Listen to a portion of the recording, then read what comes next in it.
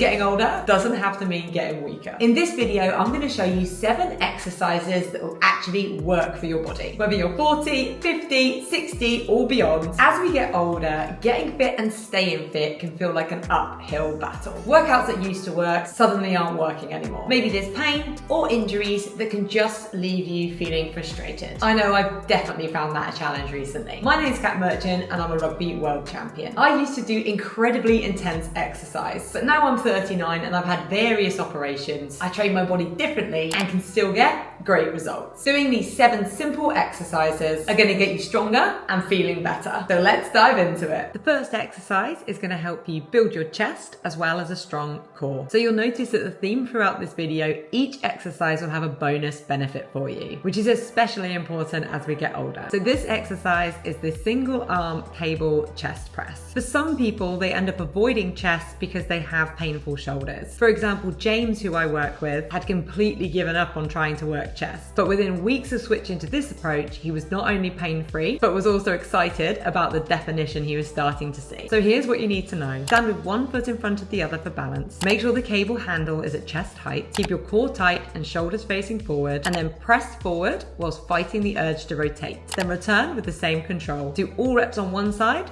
before switching. The beauty of this exercise is how it strengthens your chest whilst also stabilizing your core by working against the weight trying to get you to rotate, creating that functional strength you need for everyday life, like carrying shopping bags from the car or pushing open heavy doors. Next up, the gorilla row. This is your secret weapon for a strong back, top to bottom. Be sure to make sure you use a weight you can do perfect form with. Slow and controlled movement is essential. These are especially important if you end up sitting down all day with your job. Again, people with lower back pain tend to avoid back exercises, but this can actually compound the problem. My client Sarah, for example, was skeptical when I first suggested this exercise, but after just a few weeks of working on back strength and core, she found her mobility was better and found her back pain was easing up massively day by day. So here's how you do it. You put both kettlebells on the floor slightly wider than your shoulders. You're going to bend forward from the hips, keeping your back flat and your core tight. You're going to take hold of both kettlebells while staying in that bent forward position. You're going to pull one kettlebell up towards your hip while the other stays on the ground. Think of pulling your elbow towards your back pocket and squeeze your back muscles at the top. Lower it down smoothly